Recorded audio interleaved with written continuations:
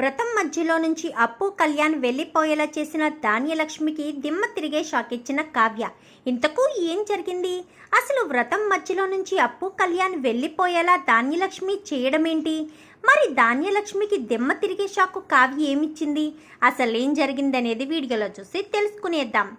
Brahmamudi upcoming ఎపిసోడ్స్లో ఏం జరగబోతుందో ముందుగా తెలుసుకోవాలి అనుకుంటే వీడియోని లైక్ చేయండి, ఛానల్ని సబ్స్క్రైబ్ చేసుకోండి, పక్కనే ఉన్న బెల్ సింబల్లో ఆల్ పై క్లిక్ చేయండి. ఎలా చేయడం వల్ల అందరికంటే ముందుగా చూడవచ్చు. మొత్తం మీరు చూసుకున్నట్లయితే ఇంకా వ్రతానికి వచ్చిన అప్పు కళ్యాణ్ అయితే అడుగడుగున ఇటు ధాన్యలక్ష్మి అటు రుద్రాని ఇద్దరు కూడా అవమానాలు చేస్తూనే ఉంటారు. ఇంకా ఎలాగైతేనో లోపలికి వచ్చేసిన తర్వాత వాళ్ళు బట్టలు మార్చుకుని వచ్చిన తర్వాత పూజలో కూర్చుంటారు. పూజలో కూర్చున్న తర్వాత వ్రతం చేస్తూ ఉండగా తనకి అప్పుకి ఇంతకు ముందు ఎప్పుడు కూడా పూజ చేయకపోవడం, పూజ ఎలా చేస్తారో ఏంటో అవేమీ తెలియకపోవడంతో చాలా ఇబ్బంది పడుతూనే ఉంటుంది. ఏంటి వదిన, ఈ పిల్ల పూజ చేస్తుందా లేక పూలతో ఆడుకుంటుందా ఏంటో నాకేమీ అర్థం కావట్లేదు అంటూ అమ్మలక్కలు మాట్లాడుకుంటూ ఉంటారు. ఏంటో పూజ రాని వాళ్ళు కూడా పూజలో కూర్చుని పూజ చేయడానికి సిద్ధపడిపోతున్నారు అంటూ ఇంకా రుద్రాని మాట్లాడేసరికి, అవును రుద్రాని, నిజమే నువ్వు చెప్పింది. పూజకు పువ్వులు ఎలా పట్టుకోవాలో తెలియదు, పూజ ఎలా చేస్తారో తెలియదు.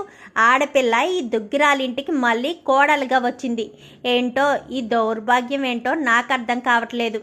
అయినా మీ అమ్మ కూతురికి పూజ ఎలా చేసుకోవాలో ఏంటో చెప్పడం చేత కాదా ఏంటి అంటూ మాట్లాడుతుండగానే అప్పుడే కనకం అయితే వస్తుంది. కనకం రావడంతో కనకాన్ని చూసి ఇంకా రెచ్చిపోయి మాట్లాడుతూ ఉంటుంది ధాన్యలక్ష్మి. ఇంకా కనకం ఎక్కడికక్కడ తగ్గి ఉండాలని, ఎందుకంటే అక్కడ ఏం మాట్లాడినా అప్పు మీదే ఆ ఎఫెక్ట్ పడుతుందన్న కారణం చేత సైలెంట్గానే ఉంటుంది. ఏంటి ధాన్యలక్ష్మి, ఏంటి గొడవ? పూజ చేయడం రావకపోతే నేర్పించాలి. అందరికీ పుట్టుకతోటే అన్నీ వచ్చేస్తాయా? తనకి వచ్చేస్తుందా? నీకు పూజ చేయడం సరిగ్గా వచ్చేది కాదు కదా, అప్పుడు నేనే కదా నేర్పించాను. మళ్ళీ ఇప్పుడు ఎందుకు తనని బ్లేమ్ చేస్తున్నావు? ఇంకా మీరు చూస్తూ ఊరుకోవడం తప్ప ఏం చేయలేరా ఏంటి? కుదురుగా ఉండలేరా? ఎప్పుడు ఏదో ఒక మాట అంటూనే ఉంటున్నారు అని చెప్పనేసరికి ఇంకా ఆచమనం అనగానే ఇంకా తనకు చేతిలో నీళ్లు ఎలా చేయాలో ఏం చేయాలో అర్థం కాని పరిస్థితికి వచ్చేస్తుంది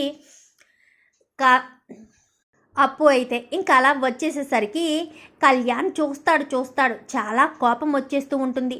ఎప్పటికప్పుడు కళ్యాణ్ పక్కనే రాజు కూర్చుని, నా కోసం ఓపిక పట్టరా, కొంచెం సేపే కదా, ఎలాగా వచ్చారు, పూజ పూర్తి చేసుకుని వెళ్తే అంతా మంచి జరుగుతుంది అని చెప్పి రాజు అయితే ఎక్కడికక్కడ ఆపుతూనే ఉంటాడు. ఇంకా ధాన్యలక్ష్మి రుద్రాని అలా మాట్లాడుతూనే ఉంటారు. ఏంటి రుద్రాని, ఇంకా మాట్లాడకుండా ఉండలేవా ఏంటి అంటూ అపర్ణ అందుకుంటుంది. నేనేం చేశాను వదిన అని చెప్పాను కానీ, ఏ ధాన్యలక్ష్మి, అక్కడ పూజ జరుగుతుంది అనుకుంటున్నావా, ఇంకేమన్నా జరుగుతుంది అనుకుంటున్నారా? ఎందుకు అలా లొడా వాగుతూ ఉంటారు? కొంచెం సైలెంట్గా ఉండలేరా? పూజ చేసుకుంటున్నారు కదా అక్కడ వాళ్ళు ముగ్గురును, మీరు సైలెంట్గా కూర్చోండి, లేదా అక్కడ కూర్చోలేకపోతే దూరంగా వచ్చేసి మీ బాత కానీ వేసుకోండి. అక్కడ పూజ చేస్తున్న వాళ్ళ మైండ్లు మాత్రం డిస్టర్బ్ చేయకండి అని చెప్పనేసరికి, చూడొద్దునా అపర్ణ వదిన ఎలా మాట్లాడుతుందో అని, కానీ ఇక్కడి నుంచి మనం వెళ్ళిపోతే అప్పుని ఎవరు అవమానిస్తారు అంటూ ఇంకా వాళ్ళిద్దరు అక్కడే ఉంటారు. మీకు చెప్తే వినబడట్లేదా ఏంటి? వెనక్కి రండి అని చెప్తే అర్థం కాదా అంటూ ఇంకా ప్రకాశం అనేసరికి, వస్తున్నామన్నయ్య అంటూ ఇంకా రుద్రాని అయితే కొంచెం వెనక్కి వస్తారు ఇద్దరు కూడా.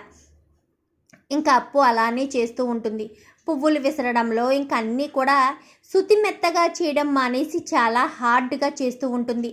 చాలే, ఇది ఎక్కడ పూజో ఏంటో, ఎప్పుడు ఇలాంటి పూజ చూడలేదమ్మా.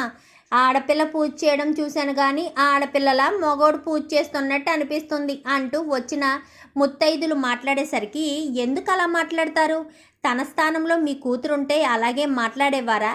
వచ్చిన పని వచ్చినట్టు చూసుకుని వెళ్ళండి, అంతే తప్ప అలాగా ఇలాగాని మాత్రం మాట్లాడకండి. వచ్చారు కదా, ఆశీర్వదించి మేము ఇచ్చే పలహారం ఏదో తీసుకుని వెళ్ళండి అని చెప్పి ఇంకా అపర్ణ మాట్లాడేసరికి ఇంకా వాళ్ళు సైలెంట్ అయిపోతారు.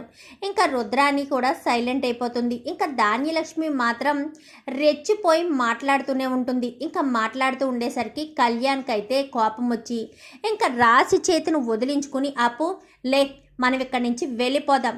మా అమ్మ ఇక్కడ మనం సంతోషంగా ఉంటే చూడాలని అనుకోవట్లేదు.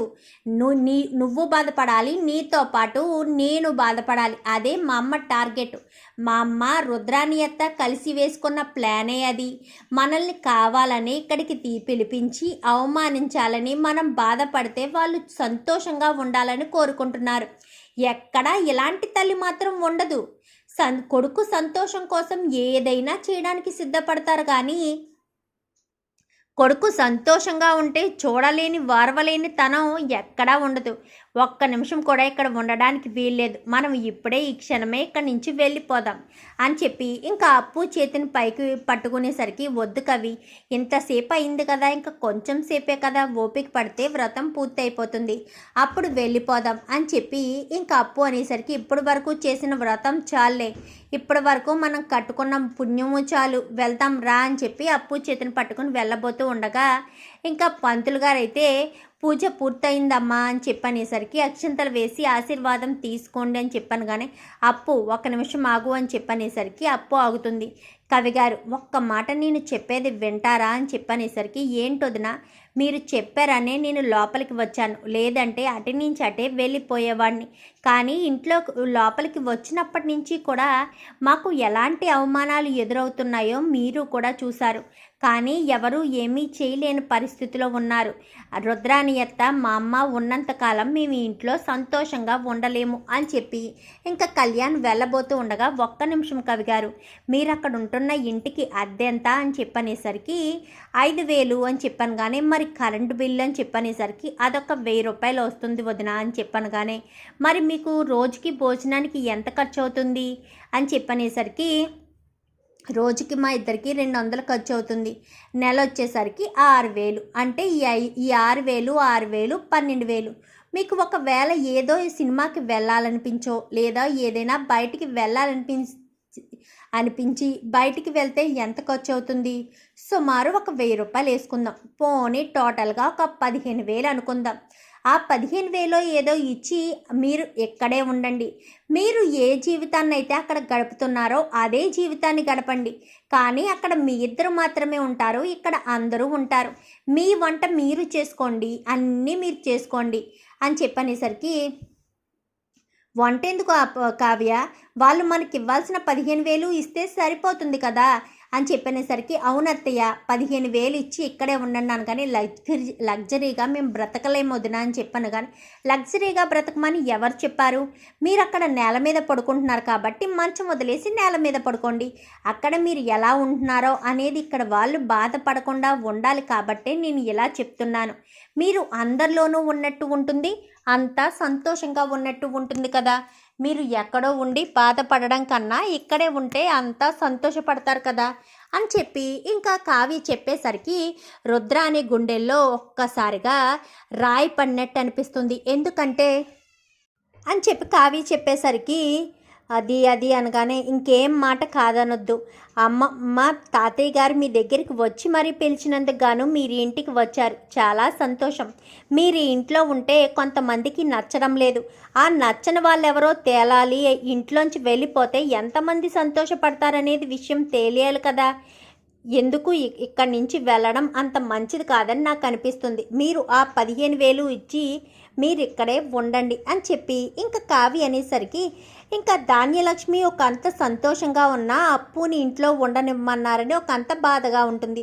రుద్రాని మాత్రం ఒక్కసారిగా షాక్ అయిపోతుంది. ఇదేంటి, కళ్యాణ్ ఇంట్లో ఉన్నాడు అంటే మళ్ళీ రాజు ఆఫీస్కి వెళ్ళిపోవడానికి చేతికి పగ్గాలు ఇచ్చినట్టే కదా, ఇదేంటి ఎలా జరిగింది? కావ్య అన్నట్టుగానే అప్పు కళ్యాణ్ ఇక్కడే ఉండిపోతారా ఏంటి అంటూ టెన్షన్ పడిపోతూ ఉంటుంది. ఏంటి రుద్రాణి గారు, మీకేమన్నా అభ్యంతరమా అనగానే, నాకేం అభ్యంతరం ఉంటుంది, ఏ చిన్నత్తయ్య మీకు అని చెప్పనేసరికి ఏమీ మాట్లాడదు.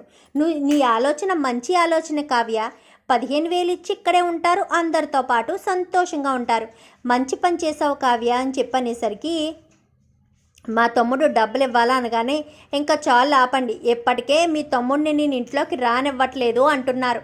ఇంట్లోకి వచ్చేలా చేసిందే నేను, అందుకే ఇంట్లోంచి వెళ్లకుండా చేయడానికి ప్రయత్నం చేశాను, అర్థమవుతుందా అంతకు మించి నేనేమీ తప్పు చేయలేదు. మీ తమ్ముడు బయట కష్టపడుతుంటే చూస్తూ ఉండాలని నేను కూడా అనుకోవడం లేదు అని చెప్పి కావ్య చెప్తుంది. చూద్దాం రాబోయే ఎపిసోడ్స్లో ఇలాగే ధాన్యలక్ష్మి రుద్రానికి దిమ్మ తిరిగే షాకు కావ్య ఇవ్వాలని మీరు కూడా కోరుకుంటే వీడియో నచ్చితే లైక్ చేయండి, ఛానల్ని సబ్స్క్రైబ్ చేసుకోండి, పక్కనే ఉన్న బెల్ సింబల్లో ఆల్ పై క్లిక్ చేయండి. ఎలా చేయడం వల్ల అందరికంటే ముందుగా చూడవచ్చు.